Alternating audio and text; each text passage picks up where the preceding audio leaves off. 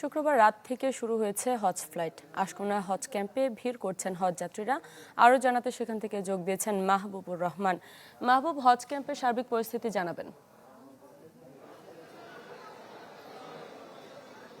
শারমিন, গেল শুক্রবার রাত 11:30 থেকে যেই আনুষ্ঠানিক হজ ফ্লাইট শুরু হয়েছে সেই ফ্লাইটটি কিন্তু আজকে বেশ কয়েকটি ফ্লাইট রয়েছে। ঠিক সেটিকেই ঘিরে এই আশকোনা যে হাজি ক্যাম্প রয়েছে, এখানে কিন্তু যারা হজ করতে যাবেন, পবিত্র হজ পালনের উদ্দেশ্যে যারা সৌদি আরবে যাবেন, তাদের কিন্তু বেশ ভিড় লক্ষ্য করা গিয়েছে। এবং এবছর ৭৮,৫০০ জন বাংলাদেশ থেকে পবিত্র হজ পালনের জন্য সৌদি আরব যাচ্ছেন। এবং সকাল থেকে আমরা যখন এখানে আসি, সকাল থেকে আমরা দেখছিলাম যে স্বতঃস্ফূর্তভাবে হজযাত্রীরা কিন্তু এখানে আসছেন এবং তাদের আত্মীয় স্বজনরা তাদের সাথে আসছেন। এবং আমরা যারা হজ পালনের উদ্দেশ্যে সৌদি আরবে যাবেন এখান থেকে, ঠিক তাদের সাথে আমরা কথা বলছিলাম যে ডিজাইন, এলিগেন্স, বিউটি, সেরা পণ্য সবার জন্য।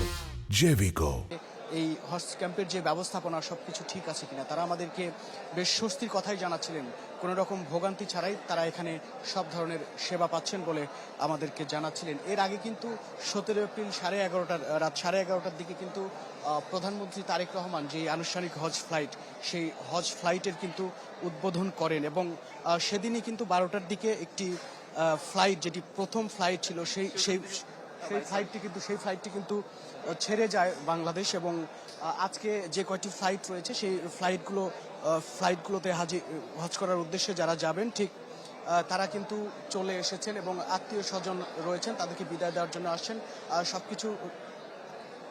সবকিছু মোটামুটি ঠিকঠাক রয়েছে বলে তারা জানাচ্ছিলেন। এবং আগামী 26শে মে সেদিন পবিত্র হজ অনুষ্ঠিত হবে বলে আমরা জানতে পেরেছি।